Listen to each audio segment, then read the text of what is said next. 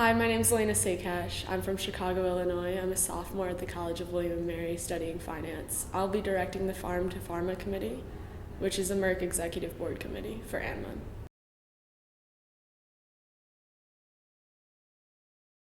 Business and policy are interwoven, especially in the pharmaceutical industry.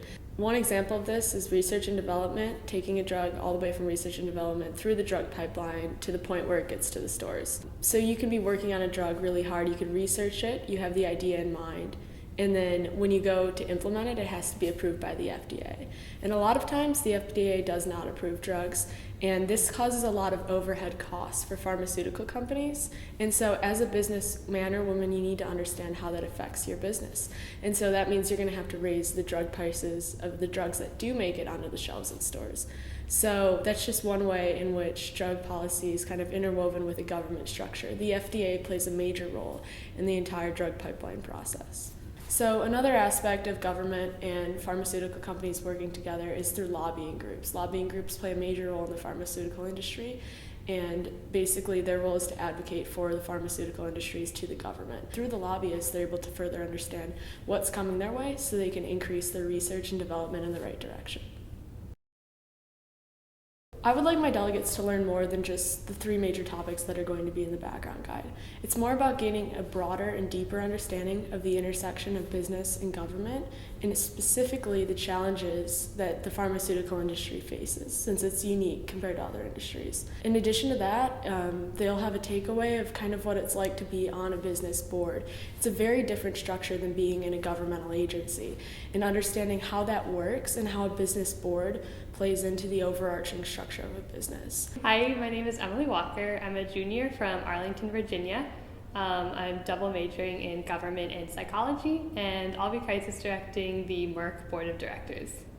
For our committee, I want to use crisis to push delegates to focus on issues outside of the boardroom that affect topics other than the value of the company and the stock. Affordable health care is a really big topic in the media right now and has been receiving attention from policymakers across the country.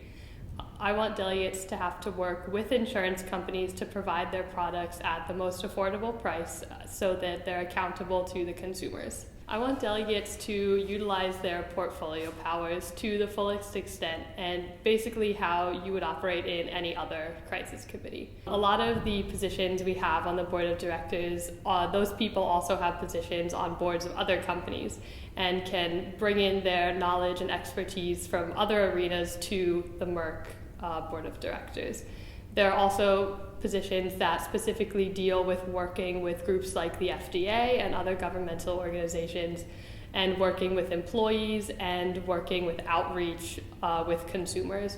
And I believe those will all be very important for moving committee forward in designing new drugs and in marketing them to the public. I want the delegates on the Merck Board of Directors to think about the public implications of their actions. A lot of business committees tend to focus very much on the monetary value that their actions will have for the company. But since this is a drug and medication company, the actions taken by delegates will have health effects for millions of people in America and across the globe. I want delegates to balance social responsibility with the legal responsibility they have to shareholders.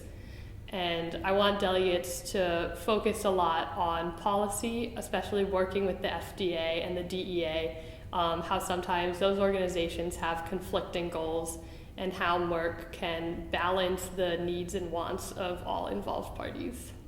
See you in March. I can't wait to see you guys in March.